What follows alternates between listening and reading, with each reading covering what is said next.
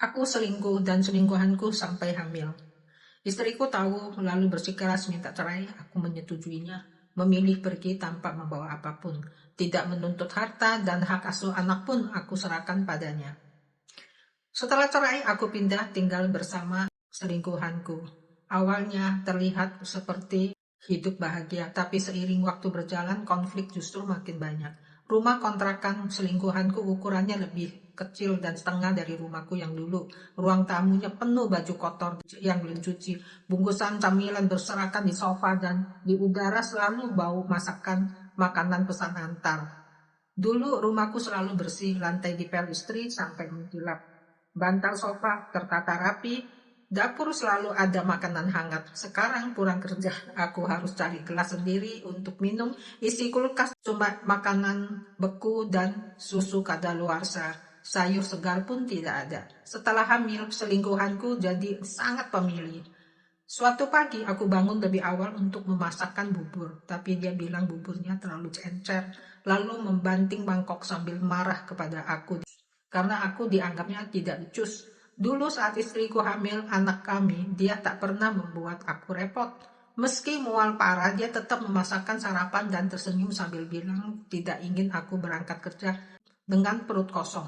Sekarang selingkuhanku bahkan malas mencuci celananya sendiri, menumpuknya dan menyuruhku mencuci. Kalau aku agak lambat, dia langsung duduk menangis di sofa, menuduh aku tidak mencintainya lagi dan tidak peduli pada anak dalam kandungannya. Suatu kali aku ingin menelpon anakku, baru saja pegang ponsel, selingkuhanku langsung merebut dan menutup telepon, menuduh aku masih memikirkan mantan istri dan anak, serta tak menganggap dirinya penting. Melihat wajahnya yang memerah karena marah, aku teringat istriku dulu. Dia tidak pernah melarangku berhubungan dengan siapapun.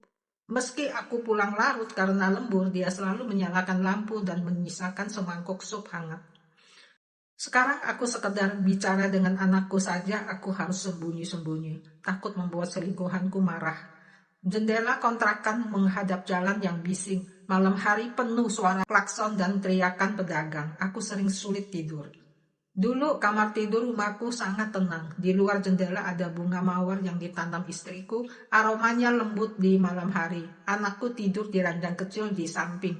Napasnya pelan. Sekarang aku berbaring di ranjang sempit. Mendengar dengkuran selingkuhanku. Hatiku penuh kegelisahan. Pikiranku terus kembali pada kehangatan rumah dulu. Melihat sikapnya yang begitu merasa benar, aku teringat dulu saat ayahku sakit. Istriku setiap hari mengantar makanan ke rumah sakit, bahkan membantu memandikan dan mencuci rambut ibuku tanpa pernah mengeluh. Sekarang selingkuhanku bahkan tidak punya sepatah kata.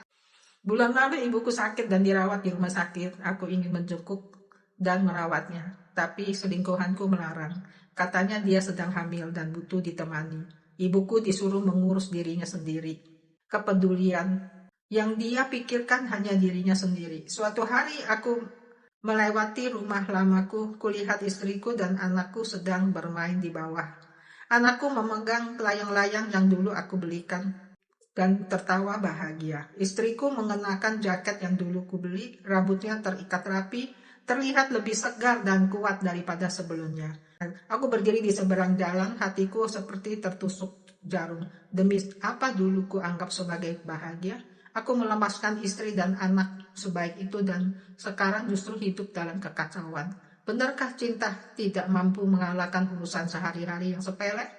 Benarkah pilihanku dulu itu tepat? Kenapa sekarang hatiku penuh penyesalan, tapi aku sudah tak punya jalan untuk kembali?